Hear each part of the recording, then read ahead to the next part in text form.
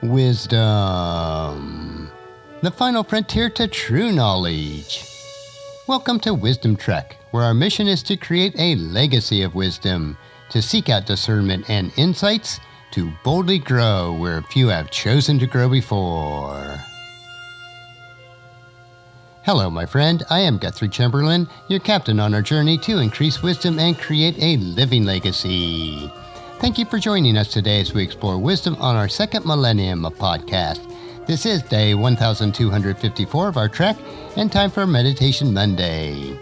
Taking time to relax, refocus, and reprioritize our lives is crucial in order to create a living legacy. For you, it may be just a time alone for quiet reflection. You may utilize some sort of structured meditation practices. In my life, meditation includes reading and reflecting on God's Word and in prayer. It is a time to renew my mind, refocus on what is most important, and making sure that I am nurturing my soul, mind, and body. As you come along with me on our trek each Meditation Monday, it is my hope and prayer that you too will experience a time of reflection and renewing of your mind. Last week, we took a look into the Apostle Peter's roller coaster life that fluctuated between undying loyalty and complete denial in its commitment as a disciple of Jesus.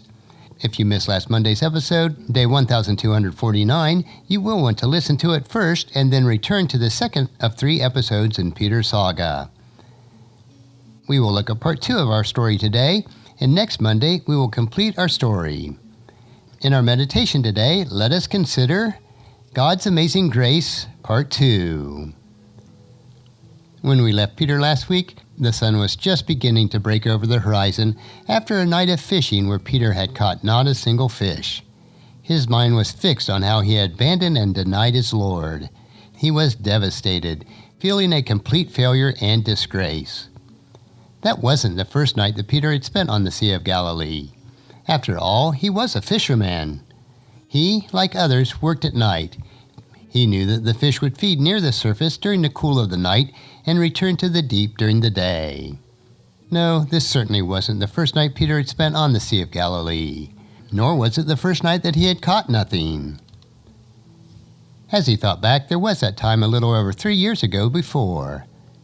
And as he thought about it, he recalled that most mornings he and his partners would sell their fish, repair their nets, and head home to rest with a bag full of money and the feeling of satisfaction. But this particular morning, there was no money. There was no satisfaction. They had worked all through the night, but had nothing to show for it, except for weary backs and worn-out nets. And what's worse, everyone knew it. Every morning the shore would become a market as villagers came to buy their fish, but that day, there were no fish. Jesus was there that morning teaching, and as people pressed upon Jesus, there was little room for him to stand, so he asked us if his boat could be the platform. Peter agreed, thinking that the boat might as well be put to good use.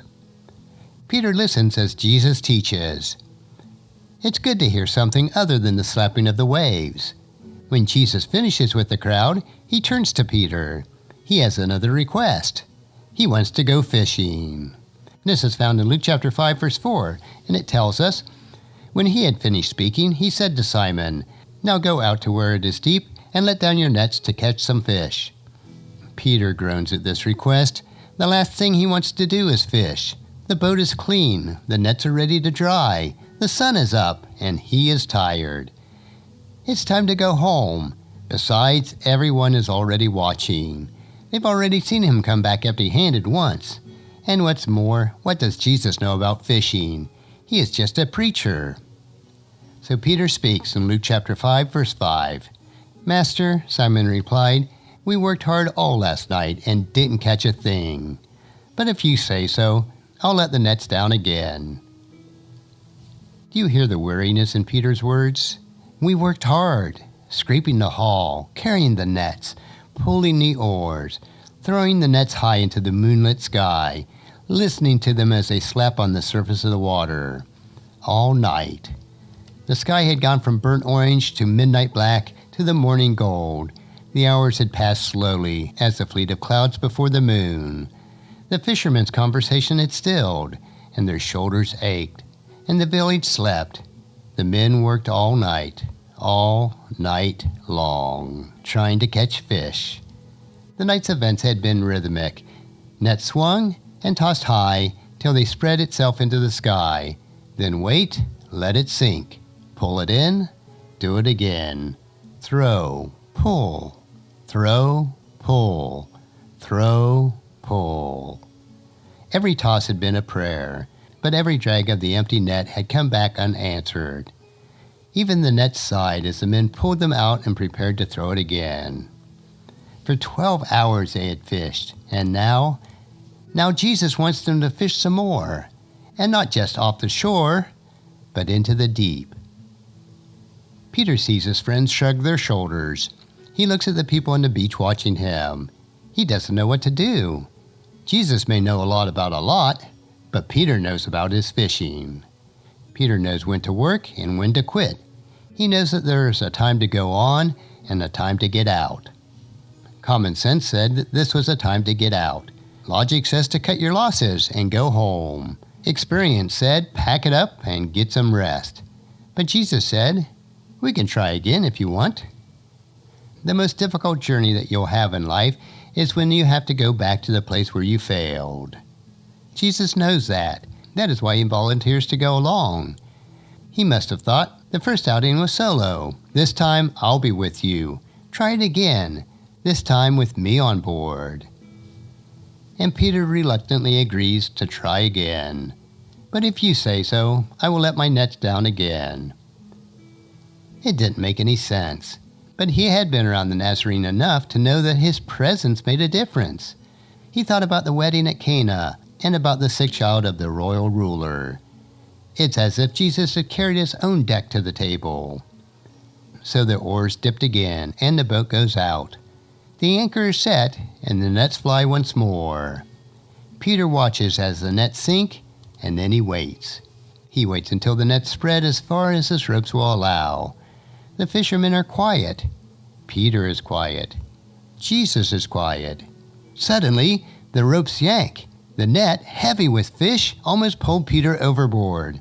"John, James," he yells, "come quickly!" Soon the boats are so full of fish that the port side rim dips closely to the surface. Peter, ankle deep in flopping silver, turns to look at Jesus, only to find that Jesus is looking at him.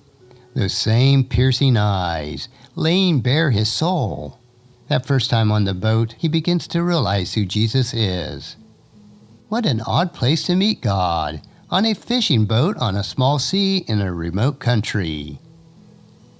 But such is the practice of God who comes into our world. Such is the encounter experienced by those who are willing to try again with Him. Peter's life was never the same after that catch. And as we jump back again in our story to the current day in last week's story, we find Peter contemplating the past 3 years, sitting in his boat with nothing to show for a night of fishing.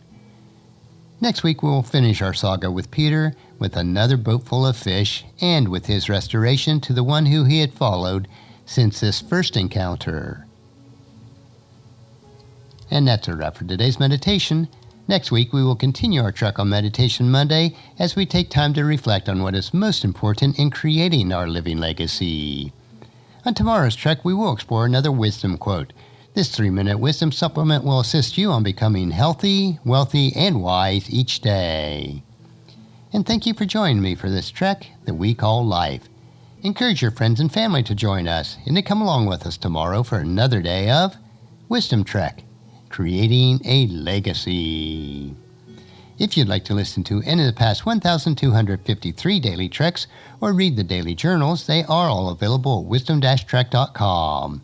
And I encourage you to subscribe to Wisdom Trek on your favorite podcast player so that each day will be downloaded to you automatically.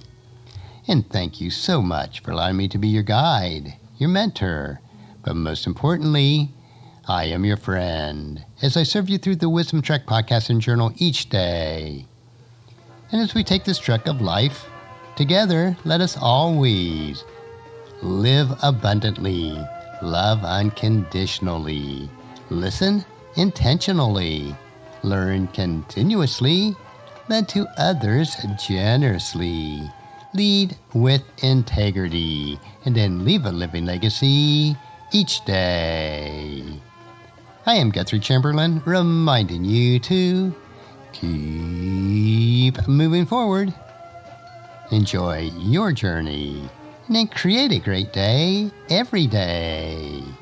See you tomorrow.